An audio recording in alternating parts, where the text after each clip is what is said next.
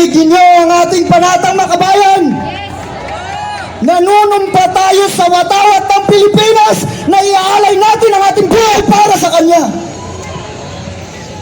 Pilipinas, ang ating inang bayan.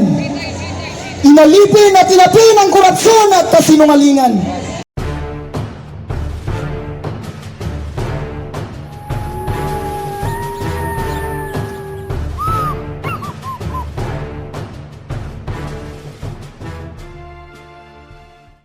At kasinungalingan. Ang ating bayan ay sinasakop ng mga buhayang kahaman. Kaya gising kabataan, tinatawag tayo ng ating inang bayan. Nakikita at naririnig ninyo kung paano inaapi ng kasinungalingan ang katotohanan. Ang katotohanan ay ginagawang kasinungalingan. Ang kasinungalingan ay ginagawang katotohanan. Ang tama ay ginagawang mali. Ang mali ay ginagawang tama. Ang masama ay ginagawa nilang mabuti. At ang mabuti ay ginagawa nilang masama. Kaya lumabas kayo at ipagtanggol ninyo ang katotohanan. Huwag kayong matakot. Dahil kapag ikaw ay nasa katotohanan, kasama natin ang Diyos. Kung ang lahat ng nagsasabi ng katotohanan ay kinukulong, makukulong tayo para sa pag-ibig sa inang bayan.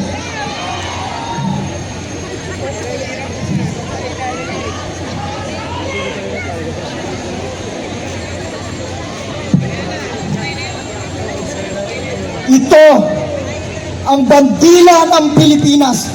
Ito ang simbolo ng ating pangarap upang makalaya sa matinding paghihirap.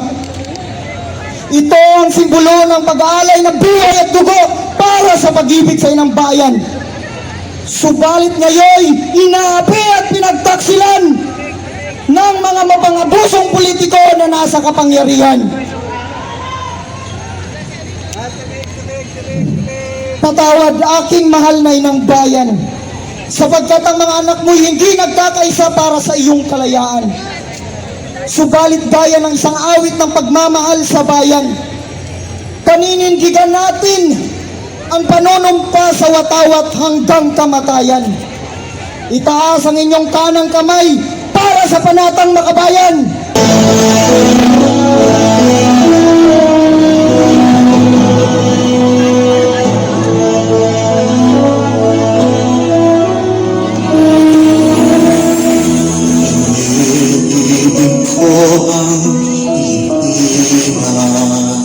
Aking lupang silangan, kahanan ng aking lahi. Tinupupot ako at tinutulungan, maging malakas, masipag at dahil mahal ko ang Pilipinas. Diringgin ko ang payo ng aking magulang. Susundin ko ang tuntunin ng paaralan. Tutipahin ko ang tuntunin ng mamamayang makabayan. Sulitin ko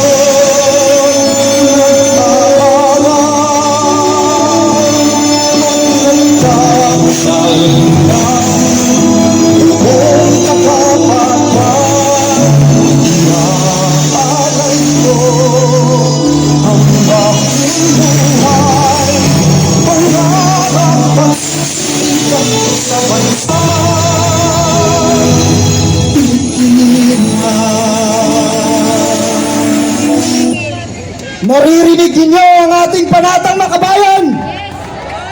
Nanunumpa tayo sa watawat ng Pilipinas na iaalay natin ang ating buhay para sa Kanya. Pilipinas, ang ating inang bayan. Inalipin at inapin ang korupsyon at kasinungalingan.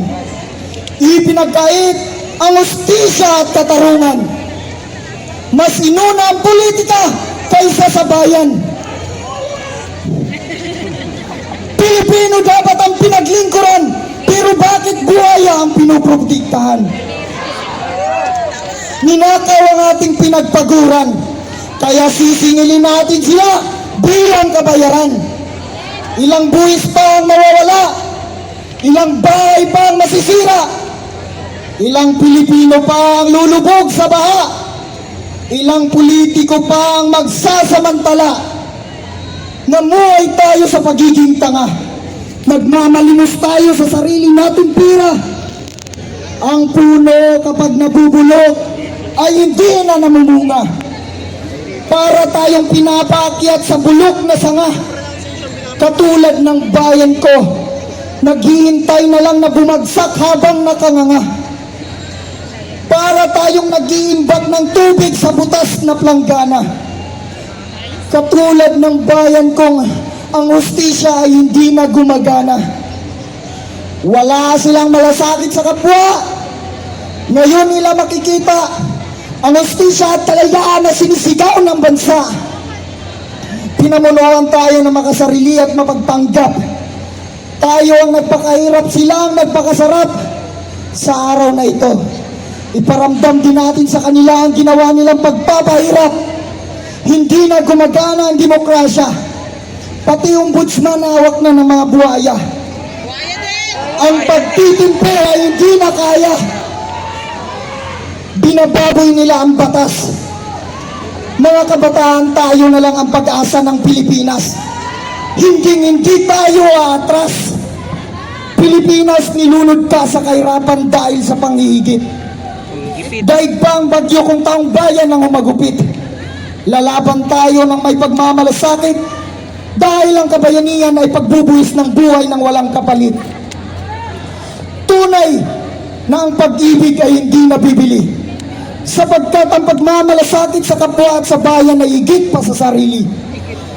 Sa ngalan ng hukbong sandatahan ng Republika ng Pilipinas, katahimikan o karapatan, tungkulin o katarungan, kapayapaan o kalayaan, ang buhay ay binubuhay sa bayan, hindi sa politiko na nangapi sa bayan. Bayan ko ang pabayaan o ipaglaban, ang magmalasakit o walang pakialam, ang magtagumpay o ang magpaalam. Lahat ng nagprotekta sa korupsyon ay pagtataksil sa bayan. Lahat ng nagtatanggol sa mga magnanakaw ay mananagot sa taong bayan. At ang pinakautak ay nasa Malacanang.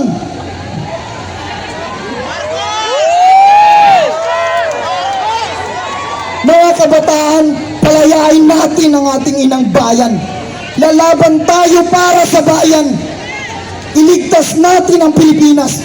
Ipakita natin ang ating tapang at lakas. Bitbit ang ating watawat.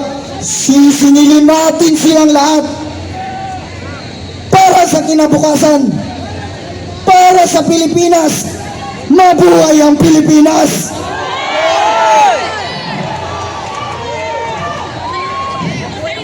Hindi matitiis ng kanyang mga anak kapag ang